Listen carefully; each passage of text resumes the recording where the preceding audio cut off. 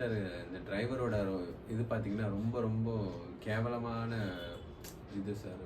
பொழப்பு சார். இந்த இந்த செக்யூரிட்டிய கூட மத்தவங்க மதிக்கிறாங்க. ஆனா டிரைவர்ஸ மதிக்கிறதே இல்ல. அப்படின்னு சொல்லிட்டு என்கிட்ட சொன்னாரு. ஏன் அப்படின்னு சொல்லி சொன்னாரு.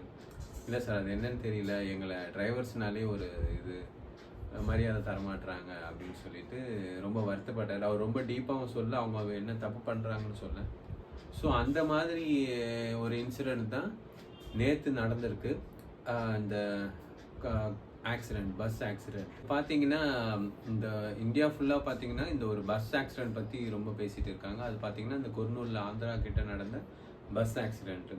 இந்த பஸ் ஆக்சிடென்ட் எப்படி நடந்திருக்கு அப்படி பார்த்தீங்கன்னா, ஒரு டூ வீலர் முன்னாடி வேகமாக போயிருக்கு. அந்த டூ வீலர் மேலே மோதினதில் அந்த டூ வீலர் என்ன ஆயிருக்கு, அந்த பர்சன் வந்து அங்கேருந்து இதாக இருக்காரு.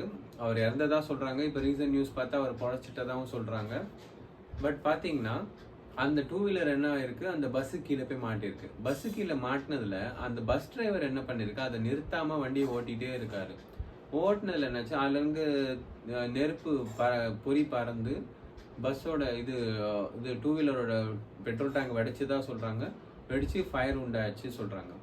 அதுக்கப்புறம் நியூஸ் பார்த்தீங்கன்னா, இந்த ஃப்ளிப்கார்ட்டில் என்ன பண்ணியிருக்காங்க, இந்த மொபைல் ஃபோன்ஸ்லாம் பார்சல் போட்டு அனுப்பியிருக்காங்க.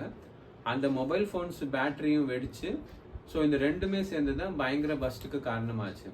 பட் அந்த டிரைவர் பார்த்தீங்கன்னா, அந்த ஆக்சிடென்ட், அந்த ஃபயர் நடக்கும் போது இறங்கி ஓடி இருக்காரே தவிர்த்து, அந்த பஸ்ஸில் இருக்கிற மக்களை எழுப்பணும், காப்பாற்றணும் என்ற ஒரு அறிவும் இல்லாமல் அவர் பாட்டு செயல்பட்டிருக்காரு.